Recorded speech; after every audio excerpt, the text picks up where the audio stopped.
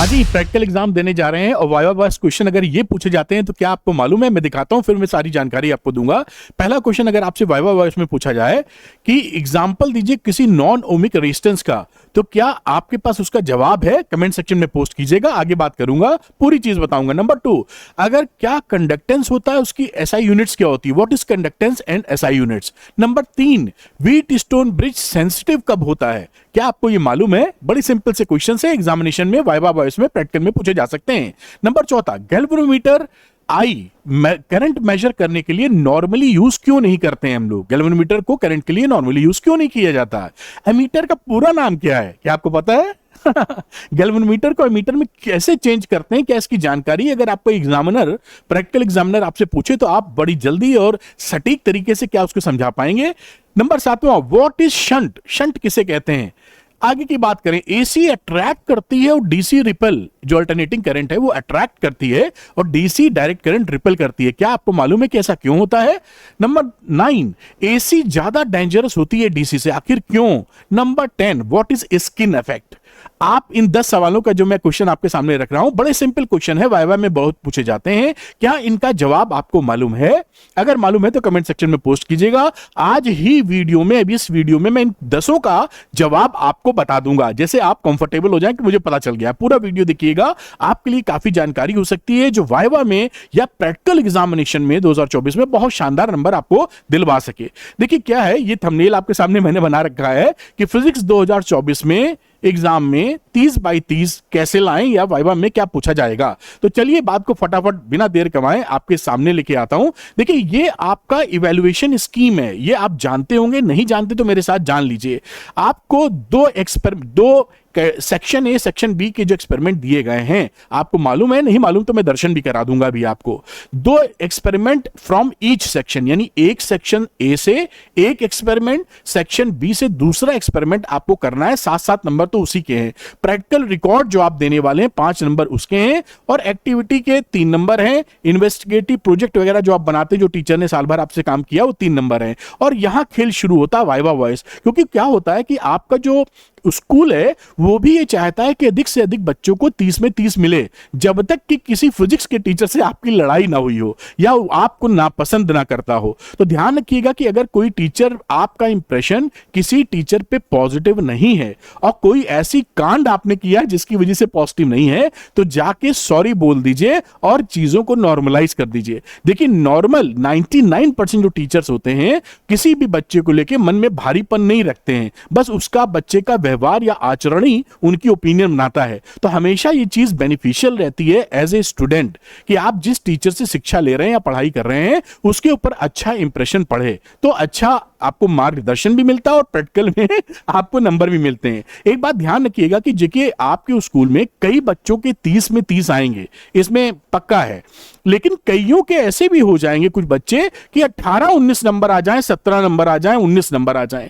तो हम वो 30 में 30 कैसे लें भाई? क्योंकि सबको तो 30 में 30 दे नहीं देगा एग्जामिनर। कि मान लीजिए 200 बच्चे एग्जामिनेशन देने आपके स्कूल में हैं जो पार्टिसिपेट कर रहे हैं प्रैक्टिकल एग्जामिनेशन में, तो आप बहुत अच्छे से जानते हैं कि 200 बच्चों में अगर 200 बच्चों को 30 में 30 टिका दिया गया तो क्वेश्चन मार्क खड़ा हो जाएगा स्कूल के ऊपर कि भैया क्या चल रहा है, धांधली चल रही है यहां पर। तो आप 30 में 30 पा जाएं, इसके लिए सबसे पहली बात टीचर पे इंप्रेशन अच्छा रखिएगा। अगर कुछ गड़बड़ हो गई है तो जाके पढ़ाई के साथ साथ ही वो बातें जो आपको हेल्प करेंगी, क्योंकि जो आपका स्कूल का टीचर है वो पुश करेगा आपके एग्जामिनर को कि भैया ये लड़का बढ़िया है सर, देखिएगा, देख लीजिएगा। और ऊपर से आप जानते हैं आपके यहाँ जब कंट्रीब्यूशन लिया ही जाता होगा कि जब एग्जामिनर आता है तो उसके लिए कुछ पैसे इकट्ठा कर लेते हैं स्टूडेंट से और उसको कंफर्टेबल सिचुएशन देने के लिए उसका यूज करते हैं। तो स्कूल वाले भी यही कोशिश करते हैं कि जो एक्सटर्नल एग्जामिनेशन है प्रैक्टिकल में वो कंफर्टेबल रहे। लेकिन जानते हैं क्या होता है, गड़बड़ वहां होती है जब वाइवा का समय आता है, क्योंकि वाइवा में तो वो 1 to 1 है ना, आपको सामने बैठाया, वो पूछ रहा है कि बताइए स्किन इफेक्ट क्या होता है। अब आप वहां पे आपके तोते उड़ गए तो वो समझ जाएगा कि लड़का 30 में 30 तो नहीं देने लायक है फिर।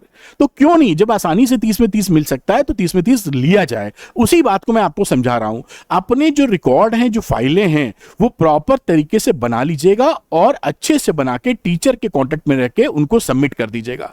ध्यान रखिएगा, जो टीचर फिजिक्स के हैं आपके, उनको अपनी तरीके से प्यार से हैंडल कीजिएगा। टीचर का सम्मान करना कोई बुरी बात नहीं है, प्यार से बात करेंगे तो जरूर प्यार से वो बात करेंगे। कोई कांड आपने कर रखा है तो नॉर्मलाइज कर लीजिए, जाके सॉरी बोल लीजिए, वो सॉरी एक्सेप्ट कर लेंगे 99.99%। कोई भी दुश्मनी थोड़ी चल रही है टीचर की आपसे, और उसका फायदा आपको मिलने वाला है। दूसरी एक चीज मैं और बताऊंगा, क्योंकि वाइवा वॉइस से क्या होता है बेटा कि जो एग्जामिनर एक्सटर्नल है, वहां तो जो इंटरनल एग्जामिनर है वो थोड़ी कह देगा कि इसको रहने दीजिए, इससे ना पूछिए, ऐसा तो होएगा नहीं। और जल्दी जल्दी आपसे पूछते हैं जो एक्सटर्नल एग्जामिनर होते हैं।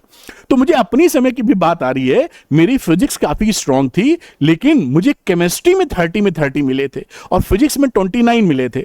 तो केमिस्ट्री में कैसे 30 मिले, जो मुझे नहीं आती थी और जिसको मैं पढ़ता भी बहुत कम था, आती भी नहीं थी, पढ़ता भी कम था, तो आखिर कैसे केमिस्ट्री में मैंने 30 में 30 ले लिया? बात करने के तरीके से। क्योंकि वाइवा, जो आप वाइवा वॉइस क्वेश्चंस को हैंडल करेंगे, वो आपका टोन सेट कर देता है कि जो एग्जामिनर साहब हैं वो नंबर कितने प्रोवाइड करें। वो इंप्रेस हो गए तो नंबर देके जाएंगे, घर से थोड़ी जा रहे हैं नंबर, ना आपके स्कूल के घर से जा रहे हैं, ना जो बाहर से एग्जामिनर प्रैक्टिकल लेना है उनके घर से जा रहे हैं। लेकिन हाँ, सबको तो नहीं दे सकता है वो, क्योंकि उसके ऊपर क्वेश्चन मार्क उठ जाएगा कि भैया तुम कर क्या रहे हो। तो मैंने क्या ट्रिक इस्तेमाल की थी केमिस्ट्री में, कि मुझे मान लीजिए एक थ्योरी पता है, अब वो थ्योरी मैं भूल गया हूं, याद नहीं है अब इतने सालों बाद, तो उस जैसे मुझे ये पता है, जैसे मैं एग्जांपल आपको दूं फिजिक्स का, क्योंकि फिजिक्स की बातें ध्यान रहती हैं। मान लीजिए आपके टीचर ने, एग्जामिनर ने पूछा कि भाई कौन सा टॉपिक आपका अच्छा क्लियर है, तो वहां सच्चाई आप रखिए जिस पे आपका पक्की पकड़ है, वही टॉपिक बताइएगा। हीरो बनने की जरूरत नहीं है कि पूरी किताब से कुछ भी पूछ लीजिए सब आता है, वो स्थिति ना करिएगा। जिस पे आपको मालूम है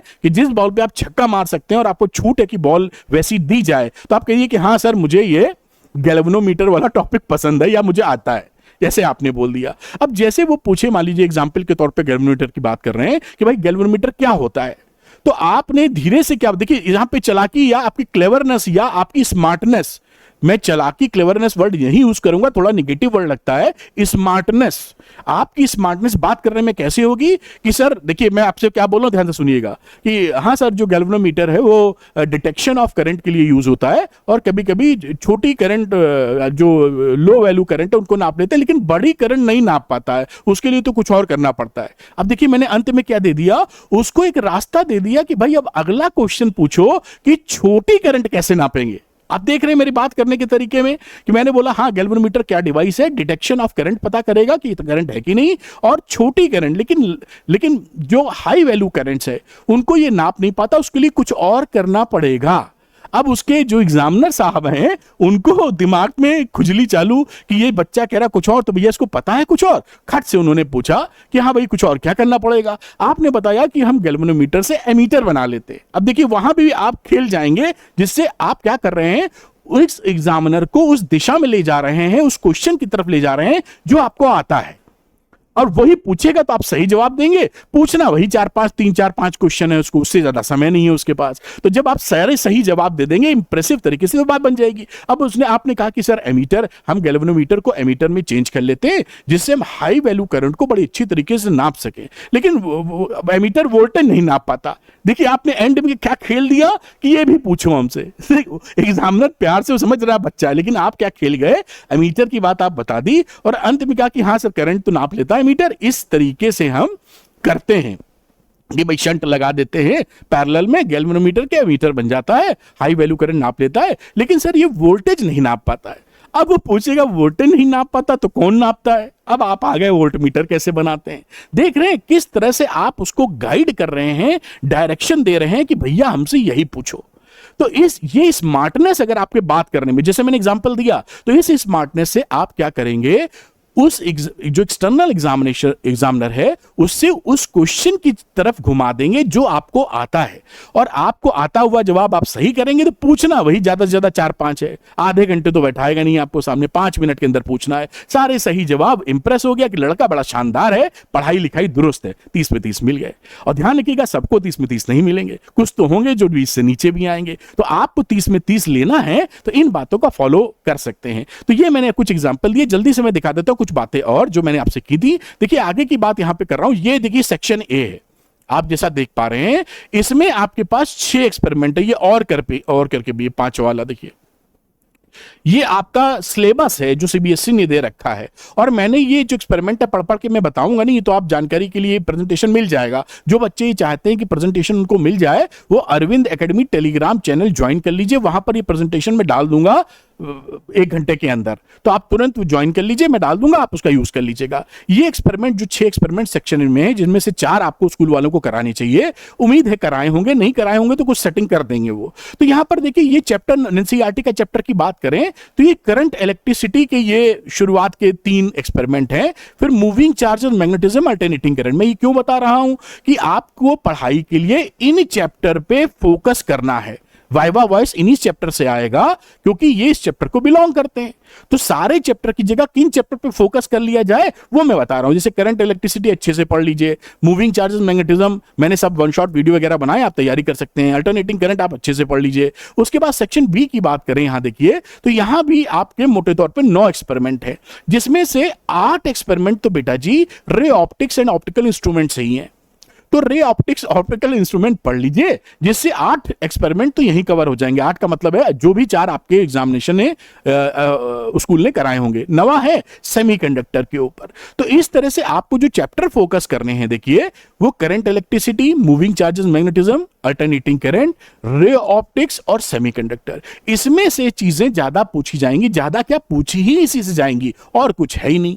तो इस तरीके से आप तैयारी कर सकते हैं। और कुछ बातें मैं आपको और दिखा देता हूं। देखिए ये वाइवा वॉइस क्वेश्चन जो मैंने आपसे बात की थी, फटाफट उसका आंसर दे देता हूं, नहीं मन में आपको रहेगा कि सर ने बात तो खड़ी कर दी, बताया नहीं। तो देखिए एग्जांपल नॉन ओमिक का क्या होता है, सेमीकंडक्टर डायोड, पीएन जंक्शन जिसे बोलते हैं, semiconductor diode. Number 2 conductance and SI units क्या होती है। जो कंडक्टेंस होता है वो आपका रेजिस्टेंस का रेसिप्रोकल होता है, G = 1/R। इसकी एसआई यूनिट होती है सीमेंस, ठीक है। व्हीट स्टोन ब्रिज सेंसिटिव कब होता है, व्हीट स्टोन ब्रिज सेंसिटिव तब होता है जब PQRS जो रेजिस्टेंस लिए हैं वो नियरली सेम ऑर्डर के हों, तो इसकी सेंसिटिविटी बढ़ जाएगी। सेंसिटिविटी बढ़ने का मतलब है कि व्हीट स्टोन जो गैल्वेनोमीटर लगाए हैं उसमें कांटा तेजी से हिलेगा जरा से चेंज में, ये सेंसिटिविटी का मतलब है। गैल्वेनोमीटर आई मेजर करंट मेजर करने के लिए यूज क्यों नहीं होता, क्योंकि गैल्वेनोमीटर बहुत सेंसिटिव डिवाइस है, जरा सी करंट ज्यादा आएगी तो फूक जाएगा। और दूसरी बात इसका रेजिस्टेंस भी ज्यादा होता है, इसलिए हम करंट को नापने में इसको अवॉइड करते हैं, इसी के लिए एमीटर बना लेते हैं। अगली बात, एमीटर का पूरा नाम क्या है, एम्पियर मीटर। एमीटर का पूरा नाम है एम्पियर मीटर।